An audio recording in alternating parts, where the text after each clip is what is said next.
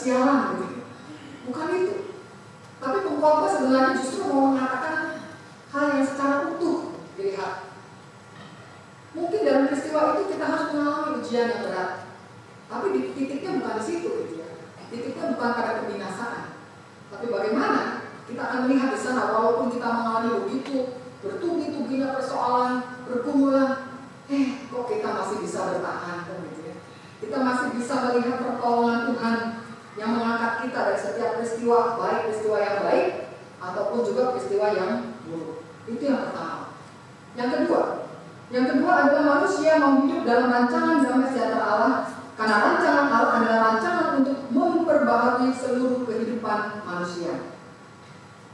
Rancangan Allah adalah memperbaharui seluruh kehidupan manusia. Dan itu dinyatakan dalam kitab Wahyu yang menyampaikan hal itu dengan ungkapan langit baru dan bumi baru. Kenapa hanya langit baru dan bumi baru? Kenapa nggak ada laut baru misalnya? Kok langit bumi aja gitu ya? Saudara, kenapa tidak diangkat ya, laut baru? Karena memang laut itu adalah simbol dari apa? Dari kekuatan jahat yang melawan Allah, tapi juga melawan anak-anak Allah. Karena kehidupan baru yang Allah ciptakan akan benar-benar baru. Karena laut pun tidak akan bisa mengalahkan kekuatan Allah. Jadi karena itu kejahatan itu tidak diberi tempat dalam kehidupan yang baru. Ketika kita mau dibentuk menjadi ciptaan yang baru, sehingga ada bumi baru ataupun juga langit baru. Nah, bagaimana hal itu bisa terjadi? Saudara, hal itu bisa terjadi ketika kita juga memahami dalam kitab Wahyu ini tentang Yerusalem baru yang turun dari sorga. Jadi simbol dari Yerusalem yang baru turun dari sorga itu mau menunjukkan bahwa untuk menyelamatkan manusia dari segala kejahatannya, maka hanya dari inisiatif Allah yang datang ke tengah-tengah umatnya dan bukan inisiatif manusia. Seperti yang dinyatakan dalam Wahyu 21 ayat ketiga, lihatlah, kemah Allah ada di tengah-tengah manusia dan Ia akan diam bersama-sama dengan mereka. Mereka akan menjadi umatnya dan Ia akan menjadi Allah mereka. Dan karena itu tidak ada lagi kematian kekal. Kematian kekal ini yang dimaksud adalah maut. Kalau dikatakan lagi, maut itu apa sih, Bu? Maut itu adalah keterpisahan manusia dari Allah. Ya, sebenarnya mustahil ya ada keterpisahan antara manusia dengan Allah. Karena itu berarti keterpisahan antara yang menciptakan dengan yang diciptakan.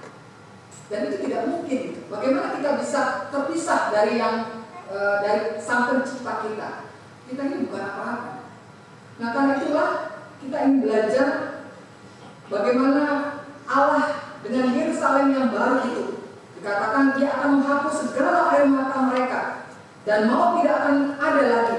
Tidak ada lagi perkabungan atau ratap tangis atau duka cita, sebab segala sesuatu yang lama telah berlalu.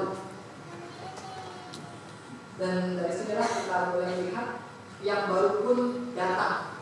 Sehingga di zaman di mana saudara dan saya hidup sekarang ini, zaman di mana Tuhan sudah menebus kita, adalah zaman di mana saudara dan saya punya banyak kesempatan untuk menjadi manusia-manusia sejati yang Tuhan inginkan.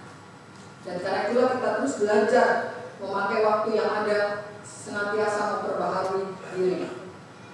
Dan yang ketiga, kita akan merasakan rancangan damai sejahtera Allah bila kita mengisi hidup kita di tahun yang baru ini dengan berkarya kebaikan bagi sesama. Setelah kalau kita membaca Injil Matius 25 ayat 31 sampai 46, apa sih yang digambarkan di sana tentang manusia yang benar, orang benar dengan orang jahat? Kita mungkin menganggap, oh kalau orang benar itu pokoknya orang yang setia, menjalani apa perintah Tuhan. Tapi sebaliknya orang jahat itu adalah orang yang melawan Tuhan. Dan lagi di dalam kehidupannya benar-benar jahat. Mungkin kategori orang jahat itu kita katakan, oh itu Bu, si penipu itu, atau si pemerkosa itu, atau si pembunuh itu, itulah orang jahat. Nah kalau itu yang kita pikirkan sekarang, itu kita berpikir dari perspektif kita sebagai manusia. Tapi kalau kita baca di dalam Injil Matius 25 ayat 31 sampai 46 yang dinyatakan Tuhan Yesus, yang dari perspektif Allah itu tidak demikian. Kenapa? Karena yang disebut orang benar itu adalah pertama dikatakan di sana orang yang memberi makan, memberi minum, memberi tumpangan, memberi pakaian, melawat dan mengunjungi. Tapi orang jahat siapa? Orang jahat itu adalah yang tidak memberi makan, tidak memberi minum, tidak memberi tumpangan, tidak memberi pakaian, tidak melawat dan tidak mengunjungi.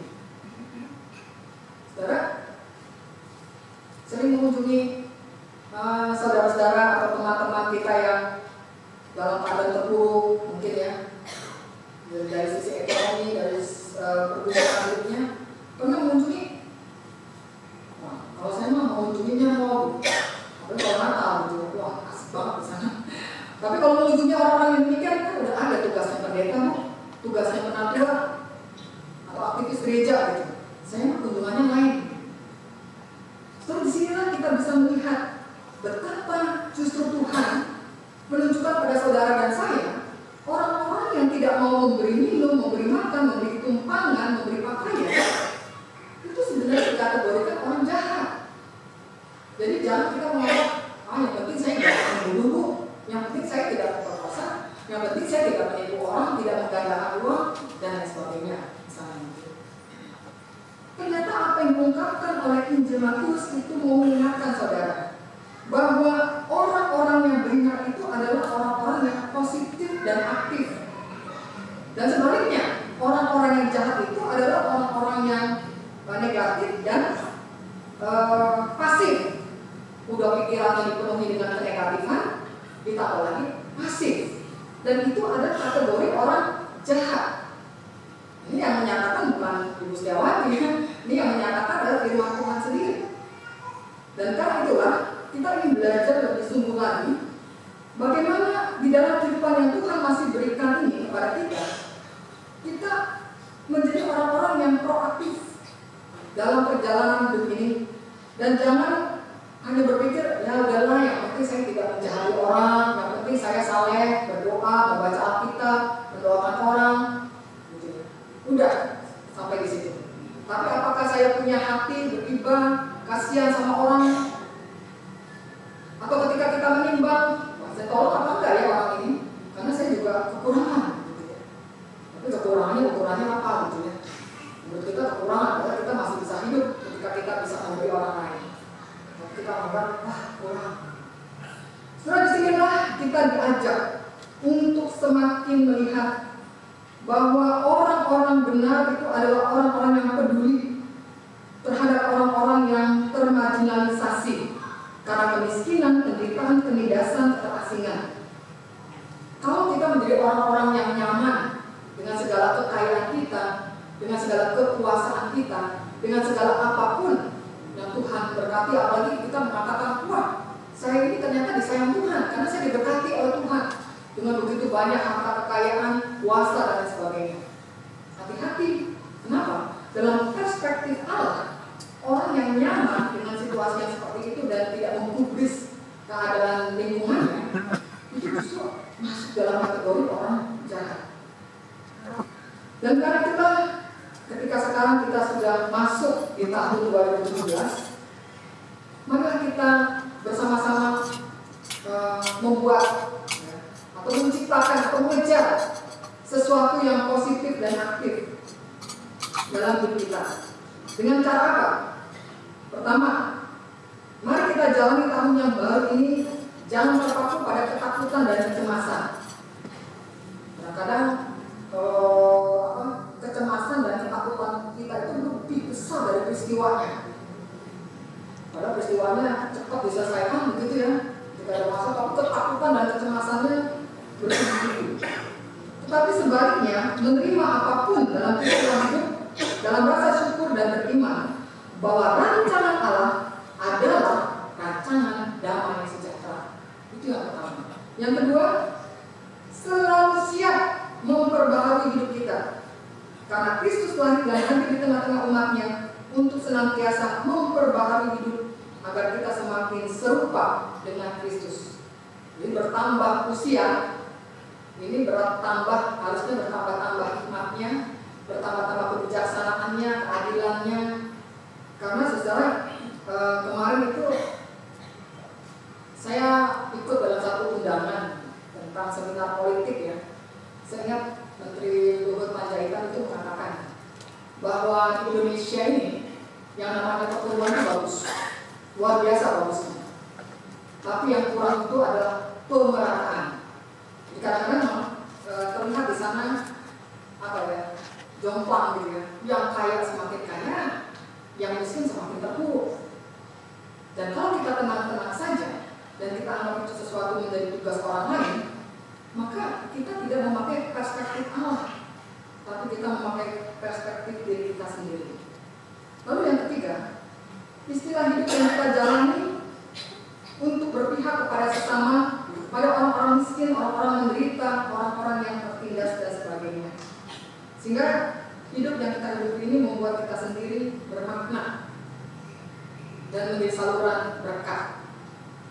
Walaupun memang menjadi saluran berkat itu kadang-kadang juga bisa ditipu orang. Zaman sekarang ini kita juga harus hati-hati. Jadi jangan, wah Gustiawati kuasanya kan menolong sesama gitu. Sekarang di zaman sekarang ini banyak bisnis, dan salah satu yang unik itu adalah bisnis iba, ya, berbelas kasihan. Jadi dibisnisin, datang ke orang-orang yang dianggap mungkin hatinya lembut, penuh kasih pada orang lain gitu, sehingga kemudian yang terjadi adalah penipuan, bukan yang sesungguhnya. Mungkin orang itu akan menangis, orang itu akan mengatakan, oh saya nggak punya keluarga di Jakarta, begitu ya, dan lain sebagainya. Wah, ini khotbah Ibu Pendeta itu kemarin mengatakan harus menolong orang yang tertindas, orang yang menderita. Nah, itu kalau kita juga nggak peka, iblis itu makin pintar sekarang. Bukan juga hal yang semacam itu yang kita harus hadapi atau alami, tapi yang terpenting bagaimana kita memang memiliki hati yang senantiasa mengarahkan diri kepada sesama, terutama orang-orang yang terpinggirkan. Sebab itulah